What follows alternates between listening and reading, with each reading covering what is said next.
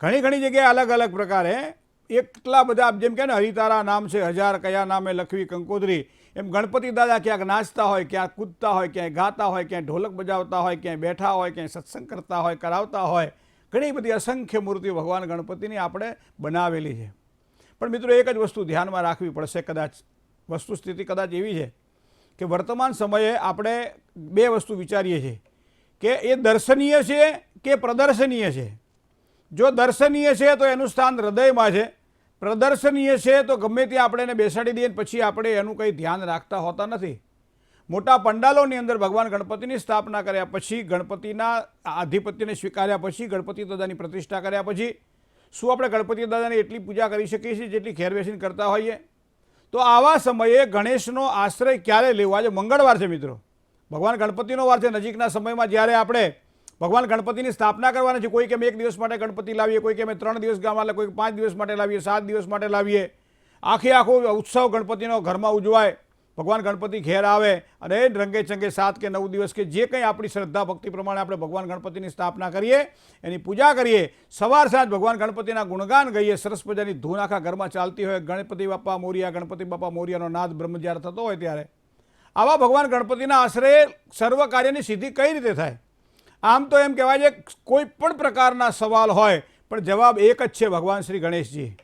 કારણ કે વિઘ્નહર્તા છે. લંબોદર નમસ્તુભ્યમ સતતમ મોદક પ્રિયમ નિર્વિઘ્નમ કુરુ મે દેવ સર્વ કાર્યેષુ સર્વદા.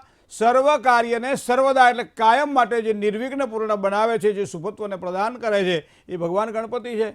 તો આ ગણપતિનો આશ્રય છે. લંબોદર નમસ્તુભ્યમ, ભગવાન લંબોદર છે. લંબોદર એટલે મોટા પેટવાળા છે.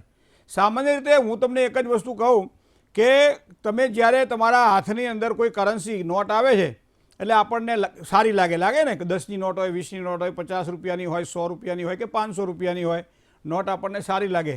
અને ઘણા પાછા સારા જે કહેવાય સુગ્નજનો એની થોકડી બનાવે, પછી બંડલો વાળીને પછી ઘરમાં મૂકી રાખે. પછી શું કે મારી પાસે આટલો પૈસો છે એવું કહે ને, આટલો પૈસો છે. પણ હકીકતમાં જો તમે કદાચ આ તમારી દ્રષ્ટિએ થોડીક જો ફેરવો તો તમને આ કાગળનો ટુકડો લાગશે. કાગળનો ટુકડો જ છે આ, પણ પૈસા આપણે બનાવ્યા છે. શું કામ? કે આપણા ગવર્નરે એના ઉપર સહી કરી છે કે હું ગ્રાહકને 50 રૂપિયા અદા કરવાનું વચન આપું છું. એટલે એનો મતલબ એવો થાય કે ગવર્નરની સહી દ્વારા કાગળનો ટુકડો આપણા માટે રૂપિયા બની જાય અને આપણી તિજોરીમાં સચવાઈ જાય.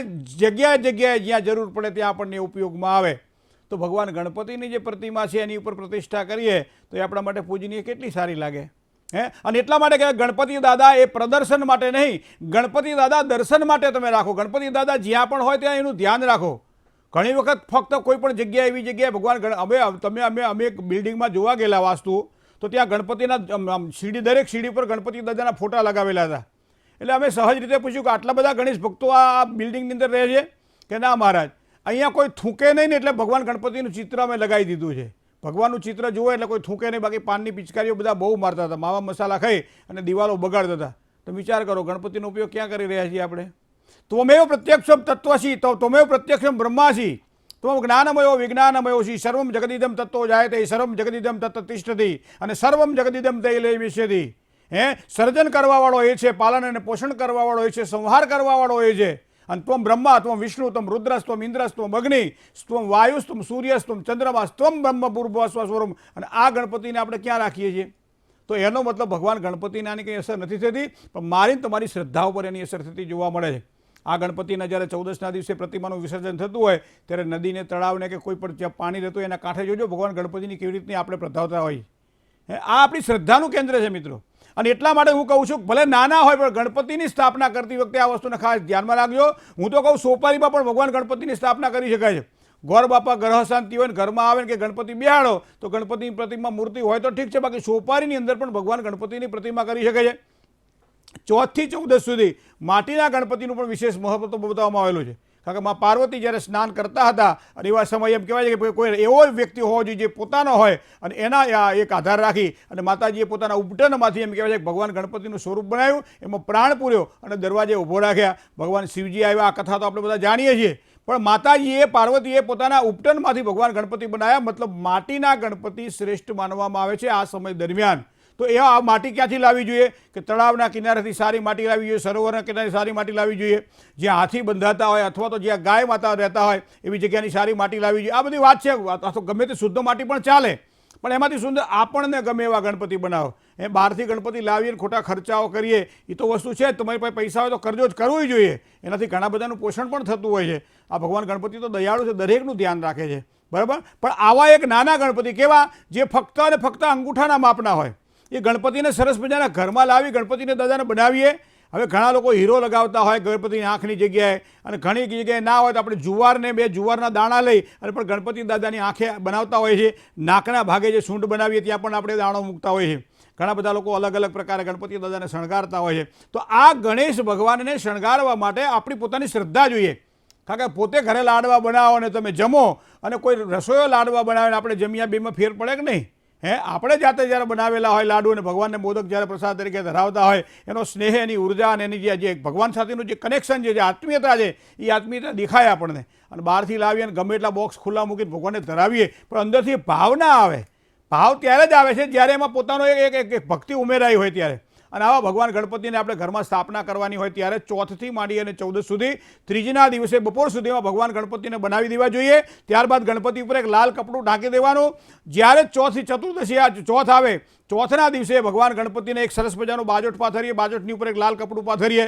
લાલ કપડાની ઉપર એક સરસ મજાનો ઘઉંનો સ્વસ્તિક કહેતા સાથીઓ બનાવીએ. ઘઉંનો સાથીઓ બનાવ્યા પછી જે ભગવાન ગણપતિની પ્રતિમા છે એ આખી કપડા સાથે એને ત્યાં મૂકીએ. કોઈ પણ તાંબાના તરભાણામાં મૂકી શકાય, પિત્તળના તરભાણામાં મૂકી, અરે કશું ના હોય તો સ્ટીલની કોઈ થાળી ડીશ હોય એમાં પણ ભગવાન ગણપતિની સ્થાપના કરી શકાય. કદાચ કપૂરી પાન આપણી પાસે હોય તો નીચેના ભાગમાં કપૂરી પાન અથવા તો કોઈ પણ પાન મૂકી શકાય. તો આ પ્રમાણે ભગવાન ગણપતિની સ્થાપના કપડા સમેત કરી 2 બાજુમાં 2 સોપારી રિદ્ધિ અને સિદ્ધિને સોપારી તરીકે ભલે પધરાવો, પછી એની પ્રતિષ્ઠા તમે કરજો. અને ત્યારબાદ ભગવાન ગણપતિનું કપડું ઉપાડી લેવામાં આવે અને ભગવાન ગણપતિને કહેવાનું, દાદા 10 દિવસ સુધી અમારા ઘરમાં આપ રહેજો, અમને સારું સુકન થાય, આપણા આશીર્વાદ પ્રાપ્ત થાય, અમારા જીવનમાં આવતા બધા વિઘ્નો દૂર થાય, ક્લેશ કંકાસથી અમે દૂર રહીએ, હંમેશા દરેક વ્યક્તિઓનું સારું ઈચ્છીએ અને દરેક વ્યક્તિઓ અમારું સારું ઈચ્છે એવા આશીર્વાદ આપજો. આવો એક સંકલ્પ કરી અને ભગવાન ગણપતિની પ્રતિષ્ઠા કરીએ. કદાચ આપણને ન ફાવતું હોય તો યોગ્ય બ્રાહ્મણ હોય એનો આશ્રય લઈ અને ભગવાન ગણપતિની આપણે સ્થાપના કરીએ. ગણપતિની સ્થાપના તો થઈ ગઈ, હવે પછી શું કરવું? સ્થાપના કર્યા પછી કોઈ પણ મહેમાન જ્યારે ઘરે આવે ત્યારે એને ભાવતા ભોજન આપણે કરીને જમાડતા હોઈએ છીએ. તો ભગવાન ગણપતિને પહેલાં તો આપણે જો અહીંયા એક સોપારી જે છે ને, એ સોપારીને તમે સ્નાન કરાવી શકો. માટીની જે મૂર્તિ બનાવેલી હોય, મૂર્તિને ક્યાંય સ્નાન કરાવવાનું આવતું નથી. સોપારી પ્રતીક તરીકે તમે નીચે મૂકી દો. એક દરરોજ સવારમાં રિદ્ધિ અને સિદ્ધિ સાથે ભગવાન ગણપતિને 3 સોપારી પર દરરોજ સ્નાન કરાવો, શુદ્ધ જળ ચડાવો, પંચામૃત ચડાવો, પાછું ચોથો જળ ચડાવો, અભિષેક કરો ભગવાનને, સંકટનાશન ગણેશ સ્તોત્રના 13 પાઠ કરો ભગવાનને. આ પ્રમાણે કરવાથી સારો લાભ થાય. હવે તમે સ્નાનાદિ કર્મ કરી લીધું. ચંદનના સરસ મજાને 3 સોપારી પર ભગવાન ગણપતિને રિદ્ધિ સિદ્ધિ પર તિલક કરો. પહેલાં ચંદનનું તિલક કરો, પછી કંકુનું તિલક કરો, પછી ભગવાનને ચોખા ચડાવો. ચોખા ચડાવ્યા પછી જો લાલ પુષ્પ હોય તો લાલ પુષ્પ ચડાવો. લાલ પુષ્પની સાથે સાથે કદાચ ધરો જો હોય તમારી પાસે તો દુર્વે અમૃત સંપન્ન શતમૂલે શતાંકોરે શતપાતક સંવત્સરી શતમ આયુષ્ય વર્ધિની, આવી ભગવાનને દૂબ એટલે દુર્વા પ્રિય છે. ભગવાનને ધરો ચડાવો. ધરો ચડાવ્યા પછી ધૂપ અને દીપ કરો, ભગવાનને નિવેદ ધરાવો. નિવેદની અંદર ભગવાને કશું ના હોય તો વ્યંજનો બધા ધરાવજો, પણ ન હોય તો ગોળને ભાગીને થોડુંક અંદર 2 ટીપા ઘીને નાખી દઈ અને ભગવાનને પ્રસાદ તરીકે ધરાવજો. અને દુંદાળો તો ભંજણો સદાય બાળા વેશ, પ્રથમ પહેલાં સમરીએ ગૌરી નંદ ગણેશ. ભગવાન ગણપતિની આ રીતે પૂજા કરો, પણ ઉર્જા બધી અંદરથી આવી જોઈએ. આવા સામાન્ય રીતે કેસેટો વાગશે આપણે સાંભળતા હોય પણ ધ્યાન ના હોય, બરાબર ને? પણ અમુક સમયે મંત્ર સતત ચાલતા રહેતા હોય છે. તો એ પ્રમાણે ભગવાનની પૂજા કરવી જોઈએ. નિવેદ ધરાવ્યા પછી ભગવાનને પ્રાણ અપાન વ્યાન સમાન અને ઉદાના 5 મારા શરીરના પ્રાણ અકબંધ રહે અને તારી કૃપાની મને પ્રાપ્તિ થાય તો 5 કોડિયા ભગવાનને જમાડતા હોય તેવો ભાવ કરીએ. ત્યારબાદ દક્ષિણા અને પ્રદક્ષિણા દરરોજ ₹1 પણ ભગવાન ગણપતિને પ્રસાદ તરીકે મૂકવો, દક્ષિણા તરીકે મૂકવો. 10 દિવસે ભેગા થાય ત્યારે યોગ્ય વ્યક્તિને એનું તમારે દાન કરવું. તો આ પ્રમાણે કરવાથી પરમાત્મા રાજી થાય છે. જો અનુકૃતા હોય ને આરતી આવડતી હોય તો બધા પરિવારજનોએ સાથે મળીને ભગવાન ગણપતિની આરતી કરવી જોઈએ. જે નજીકમાં કોઈ પાડોશીઓ હોય, સગા સંબંધી હોય, જેને આપણે આમંત્રણ આપ્યું હોય કે ભાઈ અમારા ઘેર ગણપતિજીની અમે પૂજા રાખી છે, તમે અમે ઘર પધારજો. અને જો દર્શનાર્થીઓ જે આવે તો એના માટે એક થોડી પ્રસાદની વ્યવસ્થા થાય, થોડું પંચામૃત ધરાવીએ. પણ એક વસ્તુ ધ્યાનમાં રાખો, પંચામૃતની અંદર પણ તુલસીનો ક્યાંય ઉપયોગ ન કરો. કારણ કે ન તુલસ્યા ગણાધિપ, ગણપતિ દાદાને તુલસી ક્યારેય ચડાવાતા નથી. તો આ ભગવાન ગણપતિની આપણે પૂજા કરીએ તો મંગલ કાર્યમાં ભગવાન ગણપતિ આપણા વિઘ્નોને દૂર કરે છે. કોઈ પણ કામ તમે કરો, જાન આવે એ પહેલાં ભગવાન ગણપતિની સ્થાપના માંડવા પહેલાં કરતા હોય છે અને જાન વિદાય થઈ જાય ને પછી ભગવાન ગણપતિનું વિસર્જન કરતા હોય છે. આપણને ખબર નથી આ વિઘ્નો ક્યાંથી બધા દૂર થયા, પણ ભગવાન ગણપતિને બેહાડ્યા પછી તાકાત છે વિઘ્નોની તો આવે. તો મંગલ કાર્યોમાં કદાચ તમને અવરોધ દેખાતો હોય, દીકરા દીકરીના વ્યવિચારની અંદર કોઈ તકલીફ રહેતી હોય તો આ પ્રમાણે 10 દિવસ ભગવાન ગણપતિની ઉપાસના કરી જુઓ. 12 મહિનામાં સારા પરિણામ દેખાશે. છોકરા છોકરીને કદાચ કોઈ સારા રીતે ભણાવ્યા ગણાવ્યા છે, સારી નોકરી નથી મળતી, પરદેશ જવા માટે તકલીફો અનુભવાય છે અને એના કારણે વારંવાર તકલીફો રહ્યા કરે છે. માંદગીના ખાટલાઓ મળતા નથી, કાર્યમાં ક્લેશો રહ્યા કરે છે, પરિવારમાં પીડા અનુભવાય છે, મોટા અધિકારી ઉપરી વર્ગ સાથે નોકરિયાત વર્ગને બનતું નથી, અથવા પગાર વધારાની વાત હોય કે હા અપેક્ષાથી વધારે ના ધ્યાન રાખવો. એક દાણો નાખો તેમાંથી એક જ ડુંડું નીકળે, પણ ડુંડાની અંદર ઘણા બધા દાણા હોય પાછા. એ પ્રમાણે ભગવાન ગણપતિને જે કંઈ ચડાવીએ છીએ અને એનાથી સારા પરિણામો પ્રાપ્ત થાય. ભગવાન ગણપતિના દ્વાદશ કહેતા 12 નામ છે. એ 12 કલ્પના ભગવાન ગણેશના 12 અવતાર છે. કોઈ પણ અવતારનું સ્મરણ કરી શકો છો તમે. કળિયુગની અંદર ખાસ કરી અને સિદ્ધિપ્રદાયક ભગવાન ગણપતિને આપણે આરાધના કરતા હોઈએ છીએ. માટે કોઈ પણ મંદિર તમે જોજો જ્યાં સિદ્ધિવિનાયક શબ્દ ભગવાન ગણપતિને લખ્યો હોય મંદિર, આજ પણ તમને એમ લાગે કે અહીંયા ખૂબ જાહો જલાલી છે, ભગવાન ગણપતિ રાજી રહે છે. એનું કારણ છે કે આજનો પ્રભાવ જે છે સિદ્ધિવિનાયકનો પ્રભાવ છે. તો ઓમ રીમ સિદ્ધિવિનાયકાય નમઃ આ મંત્રની બને એટલી માળા કરવી જોઈએ. સવાર સાંજ બેસી ધૂપ દીપ કરી અને ભગવાનની પ્રાર્થના કરવી જોઈએ. તો આ પ્રમાણે કરીએ તો ધાર્યા કાર્યો થાય.